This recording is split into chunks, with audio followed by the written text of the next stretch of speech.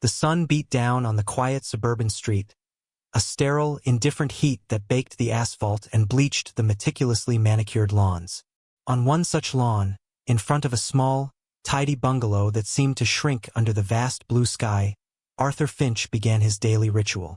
His hands, gnarled with the arthritis of 84 years, moved with a slow, practiced reverence. He unclipped the flag from the rope, his fingers tracing the familiar seams of the worn cotton fabric. It was an old flag, faded by 1,000 sunrises and weathered by 1,000 storms, its colors softened to a gentle memory of their former glory. To the neighbors who watched from behind their pristine windows, it was an eyesore, a testament to the old man's stubborn refusal to accept the passage of time. To them, Arthur was just a relic, a stooped figure of quiet irrelevance who spent too much time talking to the ghosts of his past. A car, a garish blue sports coupe with an engine that snarled with obnoxious youth, screeched to a halt at the curb. Music with a bass line like a frantic, angry heartbeat pulsed from its open windows. 3 teenagers spilled out, their laughter sharp and brittle in the afternoon stillness. The one in the lead, a boy named Kyle with a sneer that seemed permanently etched onto his face, held his phone up like a weapon, its glass eye already recording. "Yo, check it out," he announced to his invisible audience, his voice dripping with condescending amusement. "Gonna liberate this old rag for the gram. #respect the vets, right?" His 2 friends snickered, their own phones emerging to capture the prank from different angles. They were a pack, emboldened by the digital coliseum that awaited their content. Arthur heard them, of course. His hearing wasn't what it used to be, but the cruelty in the boy's tone cut through the years. He paused in his folding, his back to them, feeling the weight of their gaze like a physical pressure. He could feel the eyes of his neighbors, too. A flicker of a curtain in Mrs. Gable's window, the sudden halt of Mr. Henderson's lawnmower next door. They were watching, waiting, doing nothing. A familiar ache of loneliness settled in his chest, a feeling as old and worn as the flag in his hands. He continued his careful folding, creating the crisp triangle of a promise made long ago. "Excuse me, son," Arthur said, his voice a dry rasp, not turning around. "This is private property." Kyle swaggered onto the lawn, his expensive sneakers leaving imprints in the soft grass. "Relax, Grandpa. I'm just gonna borrow this for a sec. Need to show my followers what patriotism looks like." He reached for the flag, his fingers aiming to snatch it from Arthur's grasp. But Arthur's grip, though frail, was unyielding. He held the folded triangle to his chest, his body a weak but determined shield. The boy's hand closed over his, the youth and strength in his fingers a stark contrast to the paper-thin skin and protruding veins of Arthur's own. The humiliation was a cold, creeping thing, starting in his stomach and spreading through his limbs. He was being mocked on his own lawn, in front of his own home, and the world was silent. The first frames of the video were captured. A frail old man, clutching a faded flag, being accosted by a boy young enough to be his great-grandson. The crisis had begun, plain and simple, under the harsh, unforgiving sun. Kyle tugged again, harder this time, a cruel grin spreading across his face as he saw the old man stumble. "Come on, old-timer, don't be a hero. It's just a piece of cloth," his friends howled with laughter, moving closer to get a better shot of Arthur's strained expression. The phone in Kyle's hand never wavered, a black mirror reflecting a scene of casual degradation. "What's the matter?" Kyle taunted, his voice rising in pitch for his audience. "You think this thing has magic powers or something? This made in China, probably. Like your shoes." The insult was lazy, uninspired, but it was amplified by the eager lenses of the phones and the profound silence of the neighborhood. The conflict was no longer just about the flag. It was a direct assault on Arthur's dignity, on the very core of his identity. Arthur didn't respond with anger.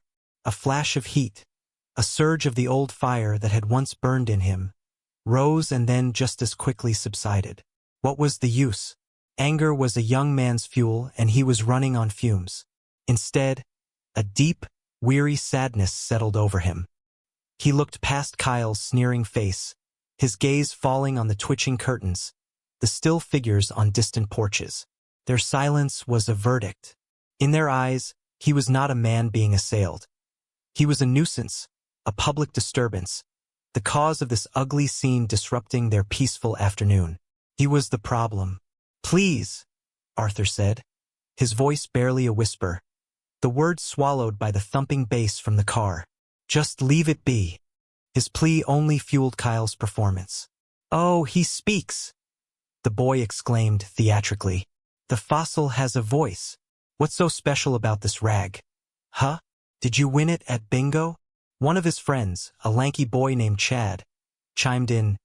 "Dude, I bet he sleeps with it. Probably smells like mothballs and regret." The laughter was a physical force, pressing in on Arthur, making the air thick and hard to breathe. He felt a tremor in his hands, a weakness in his knees. This was not a fight he could win with strength. His body was a traitor, his muscles atrophied, his bones brittle. The boy before him was a titan of youth, brimming with a careless vitality that Arthur could only dimly remember. The humiliation was absolute. He was being unmade, disassembled piece by piece. His life's worth reduced to a punchline for a fleeting video that would be forgotten by morning. He tightened his grip on the flag, the familiar texture a small anchor in a swirling sea of contempt. He could feel every stitch, every fiber that had held together through wind and rain, and he held on as if he were holding on to himself. The world had shrunk to this small patch of grass, this small triangle of cloth, and the mocking eyes that surrounded him. The worn cotton in Arthur's hands was not just fabric. It was a vessel of memory, a tapestry woven with the threads of his life. As Kyle's taunts faded into a dull drone, Arthur's mind drifted back. He felt the phantom touch of Eleanor's hands next to his, her fingers nimble and sure as they worked together to fold the flag every evening at dusk. It had been their ritual, a quiet moment of shared duty that concluded each day. He could almost smell her scent, a faint trace of lavender and soap that had clung to the cloth for years after she was gone. Folding it alone was a penance, a prayer, a conversation with her ghost. The flag was the last thing they had touched together. "It's a promise, Art," she used to say, her voice soft but firm. "Not to a country, but to the people who make it one." To the good people, she was the goodness he had fought for, the peace he had returned to. The scent of lavender gave way to the metallic tang of blood and the humid, cloying smell of jungle rot. He was no longer on his manicured lawn, but in the suffocating green of a world away, a lifetime ago. He saw the faces of the boys he had served with, their youth frozen in time, their eyes wide with fear and a terrifying, unshakable bravery. He remembered Sergeant Miller, who had read letters from his sweetheart aloud to anyone who would listen. He remembered PFC Evans, a kid from Ohio who had never seen the ocean but dreamed of it every night. He remembered the weight of a wounded comrade on his back, the desperate, ragged breaths in his ear, the shared promise to get home, no matter what. The flag had covered their caskets. It had been the last blanket for men who had died so far from the comfort of their own beds.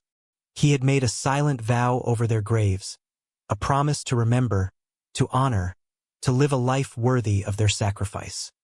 This flag, this faded, tattered piece of cloth, was the keeper of those vows. It was his daily act of remembrance. Raising it in the morning was a salute to the lives they never got to live. Lowering it at night was a tucking in of their memory, keeping it safe from the encroaching darkness. It was a bulwark against the forgetting that time demanded. The neighbors saw an old man and an old flag. They saw eccentricity, perhaps even senility. They did not see the ghost standing guard on his lawn. They did not understand that for Arthur, to let go of this flag would be to let go of Eleanor one final time. It would be to break his vow to Miller and Evans and all the others. It would be to admit that their sacrifice had been forgotten, reduced to nothing more than a prop for a teenager's cruel amusement. And so he held on, his frail body suffused with a strength that came not from muscle, but from the unassailable power of love and duty. His quiet endurance was not weakness. It was the fiercest form of defiance he had left. The pressure intensified, pulling Arthur back to the glaring reality of the present. Kyle, frustrated by the old man's silent refusal, lost the last vestiges of his performative patience. The sneer tightened into a genuine scowl. "All right, that's it, you crazy old fool."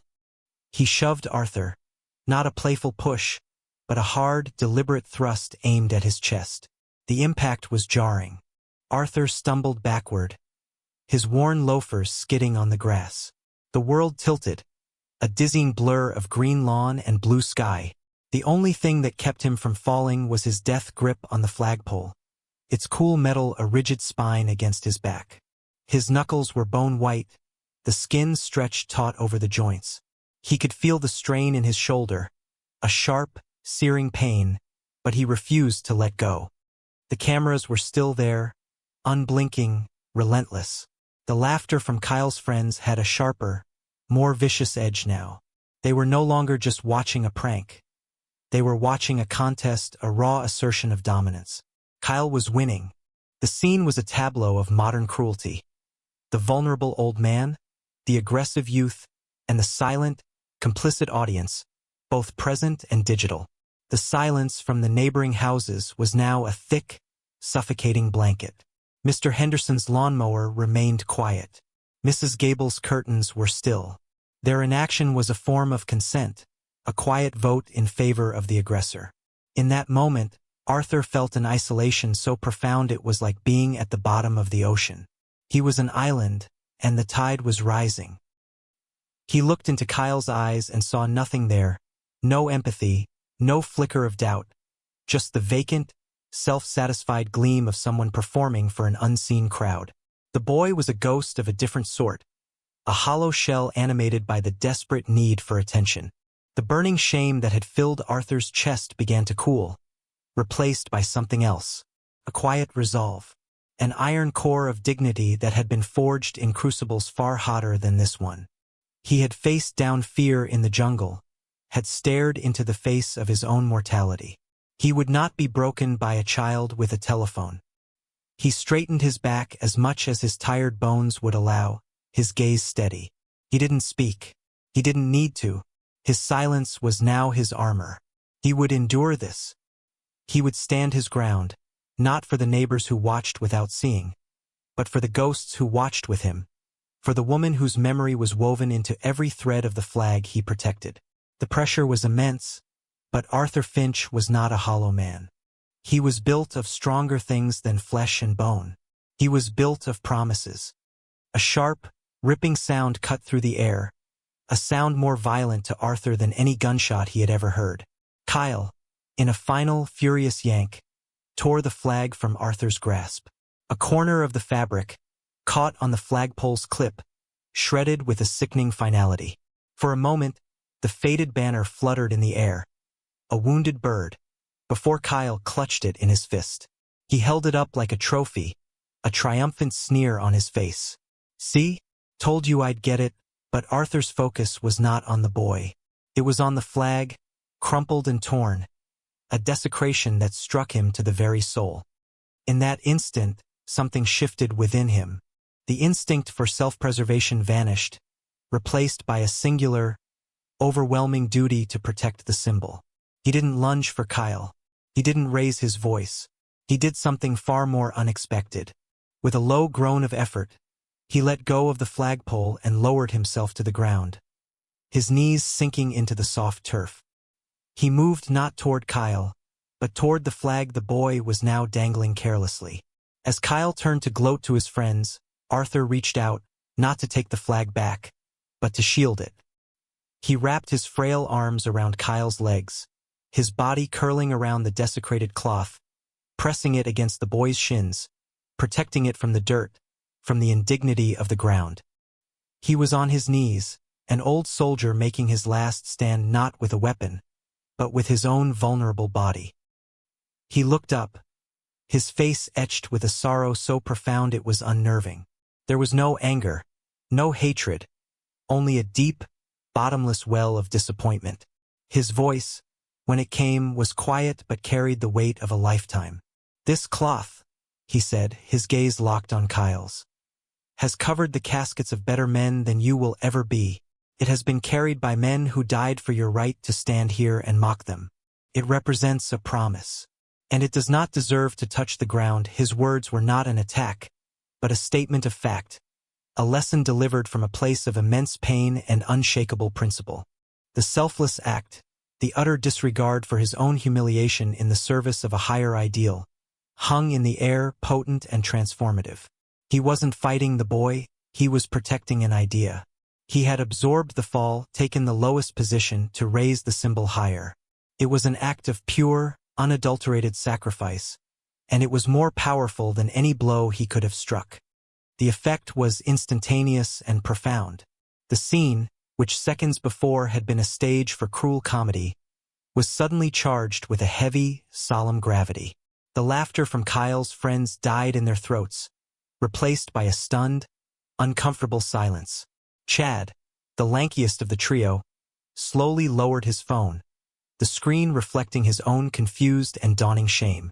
The other boy, mesmerized, kept filming, but his hand trembled slightly, the lens capturing not a triumphant prank, but the quiet, devastating dignity of the old man on his knees.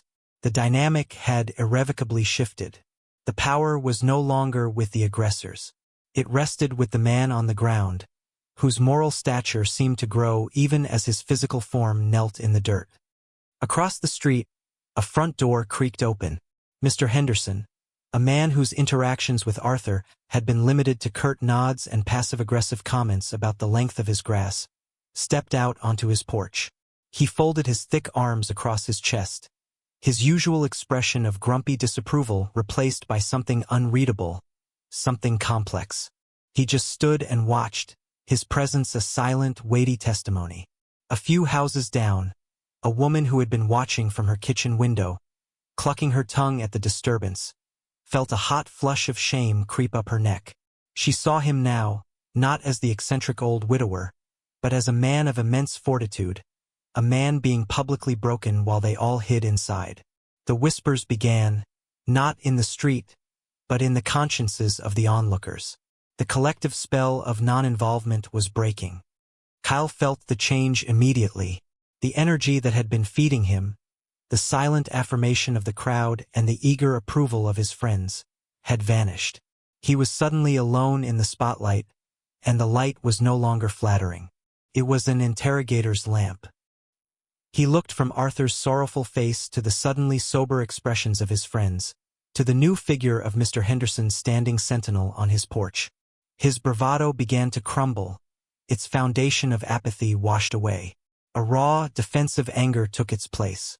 "What?" he snapped at his friends. "What are you all looking at? It's just a joke." But his voice lacked conviction. He was no longer the master of ceremonies. He was just a cruel boy standing over a kneeling old man, and for the first time he seemed to realize how that looked. The tide had turned, not with a shout, but with the quiet, powerful act of a single, dignified man. Then came the sound. It started as a low, almost subliminal vibration, a tremor in the soles of their feet, a faint rattling in the window panes. It was not thunder. It was something more visceral, more mechanical. It grew steadily, a deep, guttural rumble that seemed to rise from the very asphalt of the street. It was the sound of approaching power. Heads turned, searching for the source. Kyle and his friends looked towards the end of the block, their faces a mixture of confusion and annoyance, as if this new interruption was an affront to their drama. Mr. Henderson squinted against the sun, his hand raised to shield his eyes. The first motorcycle appeared. It was a big Harley-Davidson, a monster of black steel and gleaming chrome that seemed to absorb the sunlight. It was followed by another, and then another, and then a seemingly endless procession of them. They weren't moving fast, but with a slow, deliberate, intimidating purpose. They rode in a staggered formation, a river of leather and metal flowing into the quiet suburban channel. There were dozens of them, 50, 70, more. The rumble became a deafening roar, a symphony of internal combustion that shook the very air, drowning out all other sound. They were a force of nature, an invading army. On the backs of their leather vests, their cuts, was the unmistakable emblem of the Hells Angels. They didn't just pass by. As they reached Arthur's small bungalow, the lead bike slowed and made a wide, deliberate turn, parking at the curb. The one behind it followed suit, parking on the opposite side of the street. One by one, they filled the road, creating a formidable barricade, an inescapable canyon of steel and simmering horsepower. Then, in a moment of stunning, coordinated silence, the engines were cut. The sudden quiet was more profound and terrifying than the noise had been. It was a heavy, watchful silence, filled with the creak of cooling metal and the scent of hot exhaust. Doors opened along the street as more neighbors, drawn by the incredible noise, stepped out to witness the surreal spectacle. The bikers dismounted, not with the chaotic energy of a gang, but with the disciplined economy of a military unit. They were large men, most of them, their faces weathered by sun and wind, their arms covered in intricate tattoos that told stories of a life lived on the edge. They stood by their bikes, a silent, intimidating legion, their collective gaze falling on the small drama unfolding on Arthur's lawn. The leader of the pack swung his leg over his bike. He was a mountain of a man, with a thick, graying beard that covered a barrel chest and a face that looked like it had been carved from granite. He moved with a slow, deliberate gait, his heavy boots making no sound on the asphalt. His eyes, deep-set and intelligent, scanned the scene. The boy holding the torn flag, his terrified friends with their useless phones, the neighbors frozen on their porches, and finally, the old man, still on his knees. He walked past Kyle as if the boy were nothing more than a piece of lawn furniture, his entire focus on Arthur. He approached slowly, his shadow falling over the kneeling veteran. He stopped a few feet away, his presence so immense it seemed to bend the light around him. He knelt down, the leather of his pants groaning in protest, his movements surprisingly fluid and gentle for a man of his size. He was now eye-level with Arthur, and he studied the old man's face, his expression unreadable. For a long moment, there was only the sound of the wind rustling the leaves of the oak tree in Arthur's yard. Then, the big man's voice, a low, gravelly rumble, broke the silence. It was filled not with menace, but with a tone of shocked, almost reverent disbelief. "Sergeant Finch?" he asked, his voice cracking slightly. "Arthur Finch." Arthur looked up, his eyes clouded with confusion. How could this man know his name, his rank? He hadn't been called sergeant in 50 years. The biker leader looked at Arthur's face, seeing past the wrinkles and the age spots to the soldier who still lived within. A slow nod of confirmation was his only answer. The big man shook his head in wonder and then slowly rose to his full, towering height. He turned to face his men, who stood in silent, expectant rows. His voice, now booming with emotion, echoed down the street, each word landing like a hammer blow. "This man," he declared, pointing a thick finger at Arthur, "is Sergeant Arthur Finch. When my father was a scared kid bleeding out in the Ia Drang Valley, this man threw him over his shoulder and carried him 2 miles through enemy fire to a medevac chopper. My old man is alive today because of him. He told me my whole life, if you ever meet Sergeant Finch, you show him the respect he was never given when he came home. He told me this man was a legend." The reveal hung in the air, a stunning detonation of truth. The quiet, irrelevant old man was a hero. His past, which he had carried in silence for decades, was now brought into the glaring light by the most unexpected of witnesses. The bikers, his brothers in arms, now understood.